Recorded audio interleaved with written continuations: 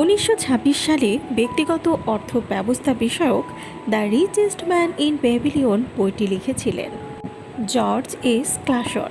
বইটি লেখা হয়েছিল ব্যাবিলনের প্রাচীন শহরের বাণিজ্য ব্যবস্থা নিয়ে। সেখানে এক পরিবারের কথা তুলে ধরা হয়েছে যাদের মধ্যে আশার ছিটে পোঠাও ছিল না, কিন্তু তারাই একসময় ব্যাবিলনের সব থেকে ধনী পরিবার। সেই ধনী ব্যক্তির নাম ছিল আরকাদ। ব্যাবিলনের রাজা আরকাদের কাছ থেকে ধনী হওয়ার গোপন উপায় জানতে চেয়েছিলেন, আর তার বলে যাওয়া সেই মন্ত্রগুলো এখনও মানুষের কাছে দারুণভাবে জনপ্রিয়। ধনী হওয়ার প্রথম প্রক্রিয়া শুরু হয় নিজেকে অর্থ প্রদানের মাধ্যমে, অর্থাৎ আয়ের 10% নিজের জন্য জমিয়ে রাখতে বলেন আরকাদ। একসময় সঞ্চয় যখন বেশ ভারী হয়ে উঠবে, তখন নিজেকে বেশ শক্তিশালী মনে হবে। ধনী বা গরিব সবাইকেই এই কাজ করতে বলেন আরকাদ। পরের ধাপটা হলো খরচ আয়ের চেয়ে কমিয়ে আনা। যতই ব্যয় হোক না কেন তা আয়ের চেয়ে কমিয়ে আনতে হবে। বাড়তি থাকলে কমাতে থাকুন। আধুনিক কনজুমার ব্যবস্থা মানুষের ব্যয় বাড়িয়ে দিয়েছে।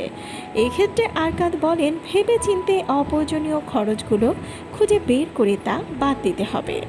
তৃতীয়ত, যে সঞ্চয় গড়ে তুলেছেন এবার তা বিনিয়োগ করবেন, আর এই কাজটি স্বর্ণের পেছনে ব্যয় করতে পারেন, অর্থাৎ সঞ্চয় দিয়ে স্বর্ণ কিনে রাখবেন। এটা ভবিষ্যতের বড় বিনিয়োগ বলে মনে করতেন আরকাদ। বিনিয়োগে কিছুটা ঝুঁকি থাকবেই, এটা বিবেচনায় রাখতে হবে। আরকাদের মতে ঝুঁকিকে সম্ভাবনাময় ক্ষতি বলে ধরে নিতে হয়, তবে বিনিয়োগের আগে অবশ্যই ঝুঁকির মাত্রা কমিয়ে আনতে হবে। মাথার উপর ছাদ থাকা জরুরি একটা বিষয়, এটি স্থায়ীভাবে নিজের করে নিতে পারলে সবচেয়ে ভালো, তবে আপনি কতটুকু যোগান দিতে পারবেন তা বুঝতে হবে। একটি থাকার জায়গা কেনার সময় এতে লুকানো খরচ রয়েছে কিনা তা বুঝতে হবে।